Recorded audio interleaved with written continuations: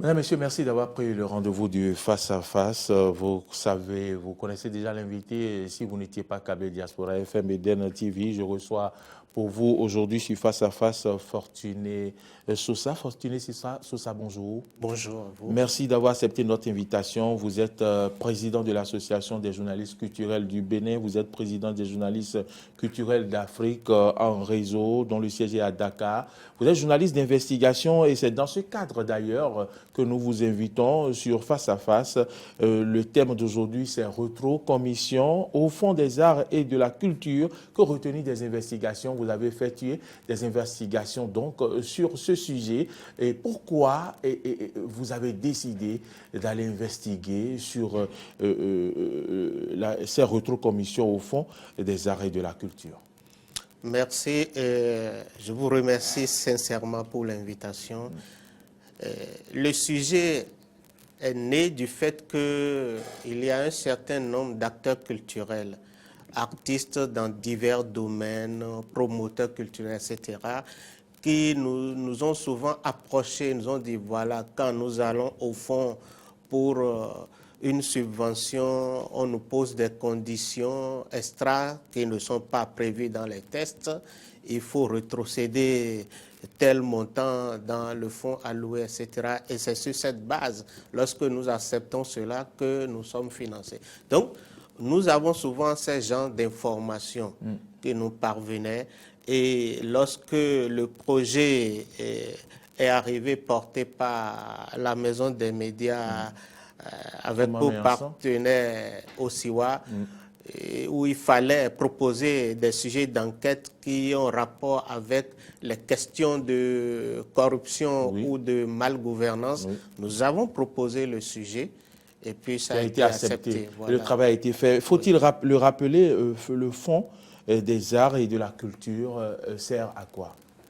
Le Fonds des arts et de la culture, c'est un fonds mis en place par l'État béninois. Et ce fonds est créé grâce à la charte culturelle du Bénin, une charte qui date de 1991. Et ça fait partie des recommandations, ça fait d'ailleurs partie des recommandations de la conférence nationale. Et aussitôt la conférence terminée, la charte a été mise en place et plus tard le fonds a été créé. Ça s'appelait avant Fonds d'aide à la culture. Voilà, et avec le régime actuel, le nom a été légèrement modifié, le sigle est resté. Donc c'est passé de Fonds d'aide à la culture à Fonds des arts et de la culture. Et ce fonds sert à booster la création artistique, à accompagner la création artistique. Parce que les artistes ne sont pas comme les commerçants, les vendeurs dans nos marchés où on a son produit, on y va et on vend tout de suite et puis on revient. Donc, il fallait les aider à avoir l'émulation pour que l'esprit soit vraiment dégagé. Lorsque vous n'avez rien dans la poche, vraiment, c'est difficile de réfléchir, c'est difficile de créer, c'est difficile de penser à la création lorsque un enfant est malade, etc.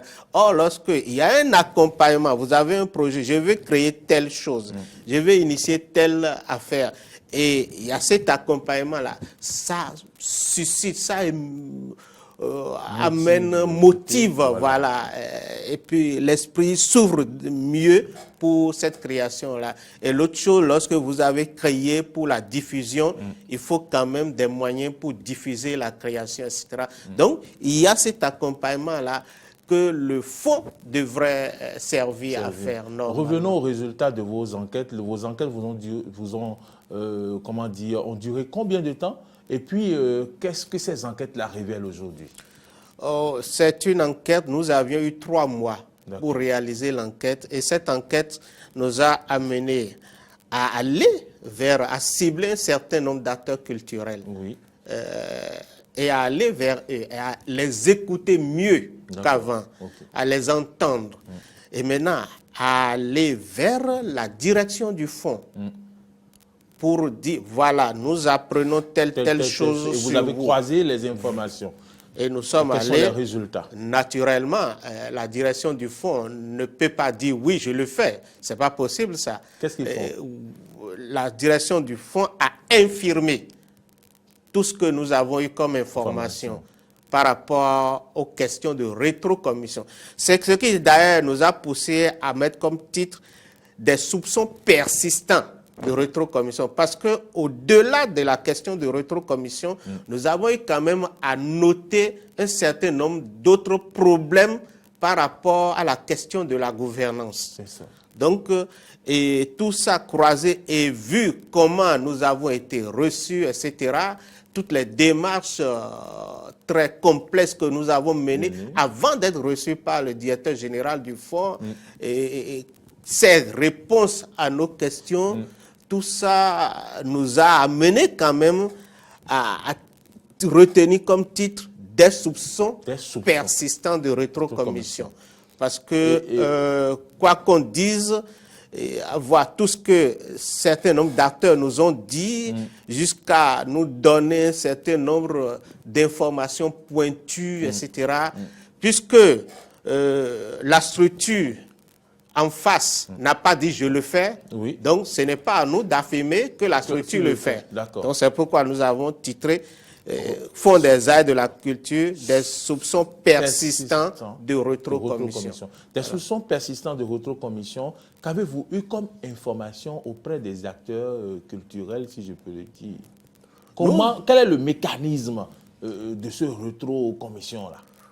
Oui, c'est essentiellement deux fonctionnements dont on nous a parlé. Il y a l'acteur qui porte un projet, qui a rédigé son projet et qui va au fond. Parce que c'est quoi?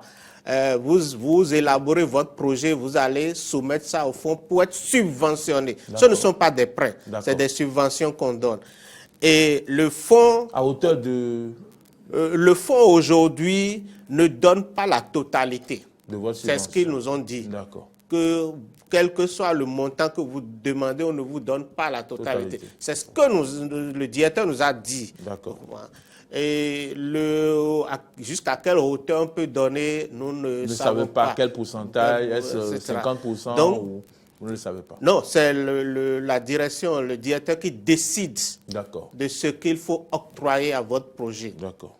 Les tests actuels lui donnent ce plein pouvoir-là de décider. Et il nous a dit d'ailleurs que lorsqu'il veut traiter un dossier, il met en place une commission ad hoc pour s'en occuper. Donc, lorsque l'artiste va avec son projet, je suppose, un projet de 5 millions, le fonds peut décider de lui donner 3 millions, le fonds peut décider de lui donner 2 millions, 1 million, même 500 000. Ça dépend, etc.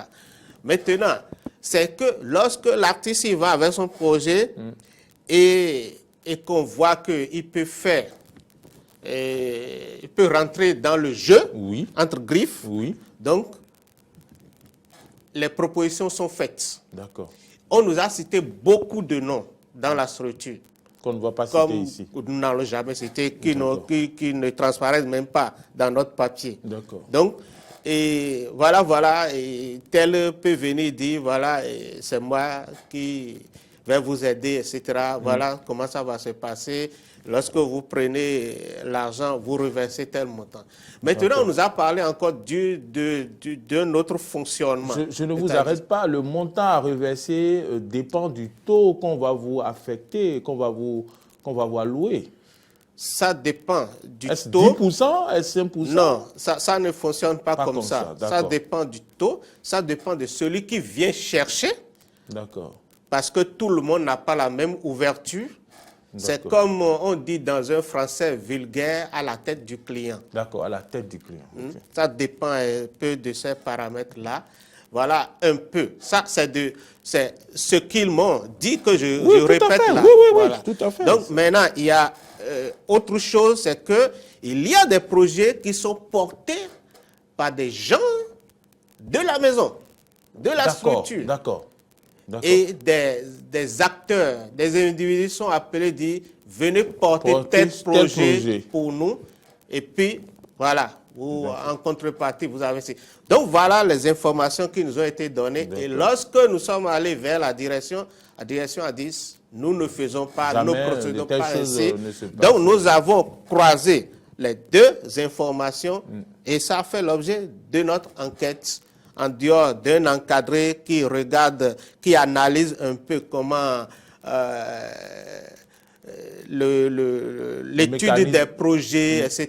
Parce que vous imaginez qu'en une année où on a eu plus de 3000 projets, et qu'on ait à financer environ 400 projets. Sur 3000 projets, vous imaginez ce que ça fait pour ce monde-là qui sont dans un métier purement libéral. Etc., et qui ont besoin de ces fonds pour faire vivre leur création, c'est ça. Et même leur famille. Leur famille, tout à fait. Donc, voyez-vous, c'est un peu ça, parce que c'est à partir de là qu'ils rentrent dans un processus de génération de fonds, etc., pour eux-mêmes, à partir de cette création-là. Donc, voilà un peu ce dont nous parlons dans notre enquête et que, curieusement, dès que nous avons publié l'enquête, c'est une cavale qu'on ne comprend pas. Vous avez été chargé. Oui. Et on a utilisé des acteurs culturels, on a utilisé des confrères. Est-ce que on peut tirer comme leçon que la lutte contre la corruption, il y a des endroits où ça ne passe pas encore? Malheureusement, je dis ceci, cette lutte devrait passer partout.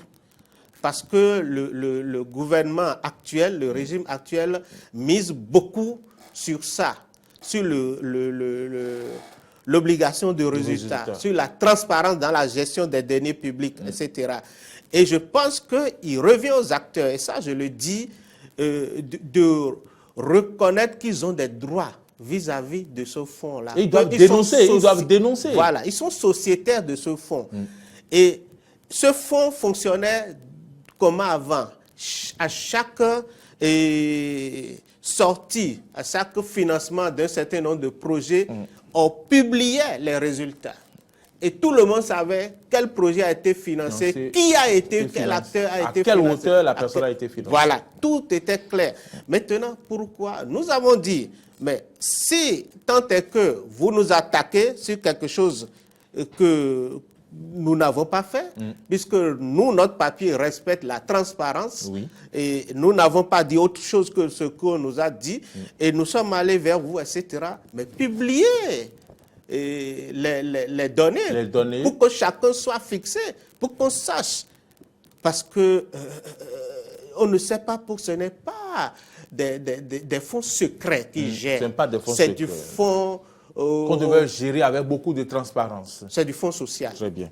Alors, nous allons, avant de vous laisser partir, puisqu'il ne nous reste que 3 minutes, tout récemment, nous avons vu circuler à l'occasion de cette campagne électorale sur les réseaux sociaux un test qui quand même interpelle les journalistes culturels. On a parlé de distribution de vivres et argent à des journalistes culturels. Je ne peux pas vous recevoir en tant que président de l'Association des journalistes culturels du Bénin sans évoquer cette question. Qu'est-ce qu'il en est? Avez-vous reçu les vivres et argent, effectivement?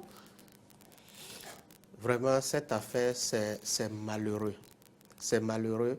Et je n'ai rien reçu. Et si on allait vers moi, j'allais dire, je ne prends pas, et j'allais dénoncer ça.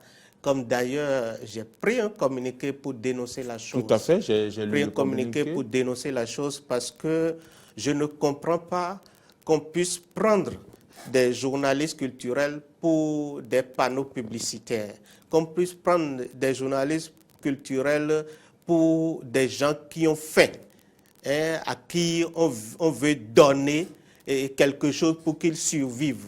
Je n'ai pas aimé ça, je n'ai pas apprécié. Ce que j'ai appris, c'est ceci.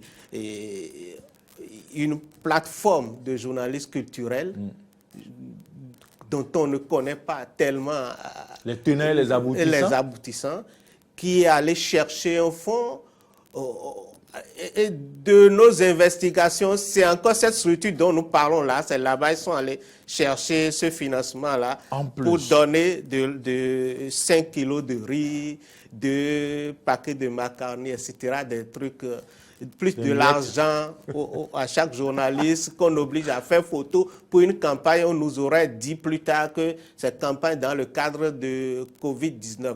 Je dis Covid-19, c'est ceci, la campagne... L'initiative est à 4 niveaux. Vous voulez sauver les journalistes culturels de la faim, en fait. La campagne est d'abord internationale, nationale, collective et individuelle. Alors, chacun pouvait se lever et poser un acte pour accompagner cette campagne contre Covid-19, contre coronavirus. Moi, j'en fais déjà. Et je crois que vous en faisiez ici, et chacun individuel. J'ai vu des journalistes poser, etc., sur des trucs. On n'a pas besoin d'aller se clochardiser pour ça.